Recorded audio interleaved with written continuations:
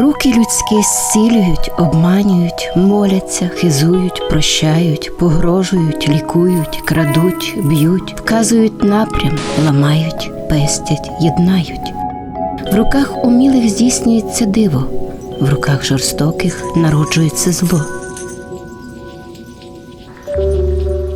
Все у світі починається з материнських теплих долонь. Двома крилами-оберегами злітають руки матері над дитиною, захищаючи її від негод.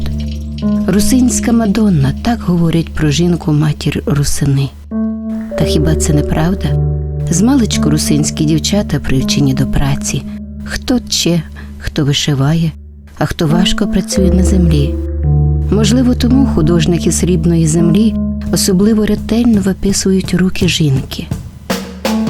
Руки русина змалечку вкриті мозолями. Віками вони обробляли світ, щоб придбати такий бажаний шмат землі, аби прогодувати свою сім'ю. Але їх руки намагаються творити чим більше прекрасних речей і творів мистецтва.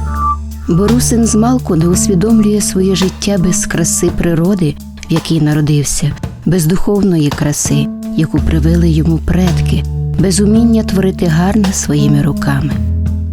Недарма в народі говорять: хто ти є, скажуть правду твої руки. А що можуть людські руки? Руки Творця відкривають для нас світ прекрасного, змушують задуматись над сенсом життя. Руки тирана вбивають, проливають кров. Руки злодія, шахрая оббирають. Руки лікаря дають надію на зцілення.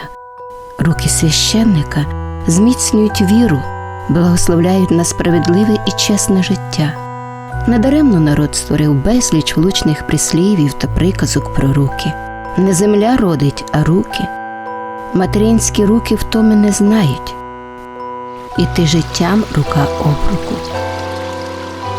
Спрацьовані руки розпізнати легко. Кожна лінія на них – це своєрідний код людської долі. Такі руки пам'ятають все: шовк дитячого волосся, ніжність долонь коханого, тепло весняної ріллі, утому після важкої праці, смуток, радість, печаль, захоплення у хвилини неймовірного творчого піднесення. Багато чого можуть людські руки.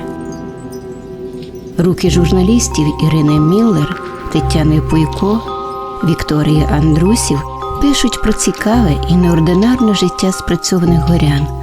Руки операторів Володимира Дуди, Наталії Панько фіксують на відеоплівку хвилини життєвих роздумів героїв програм із русинських сіл.